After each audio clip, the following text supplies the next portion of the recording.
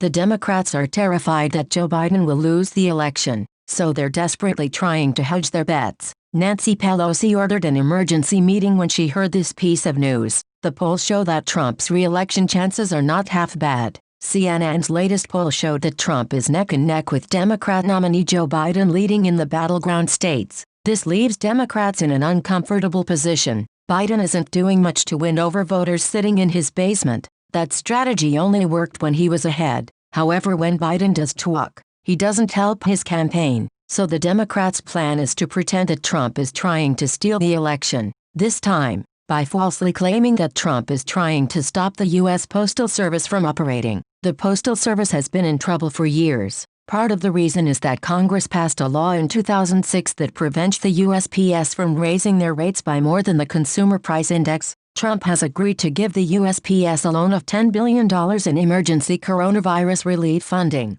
The Washington Post reported, adding that the money is a crucial injection of cash that postal officials say will keep the debt-laden agency solvent for at least another year. However, giving the USPS more money won't fix the problem when they have themselves admitted that they have a broken business model, which is evident by the fact that they lost $78 billion from 2007 to 2019. But the real reason is that Democrats are just trying to find an excuse to attack Trump. House Speaker Nancy Pelosi says that Democrats need to save the postal system and ended the House of Representatives' summer recess Monday. Alarmingly, the Postmaster General, a Trump mega-donor, has acted as an accomplice in the president's campaign to cheat in the election, as he launches sweeping new operational changes that degrade delivery standards and delay the mail. Pelosi moaned in her statement. The Postal Service itself has warned that voters, even if they send in their ballots by state deadlines, may be disenfranchised in 46 states and in Washington, D.C., by continued delays.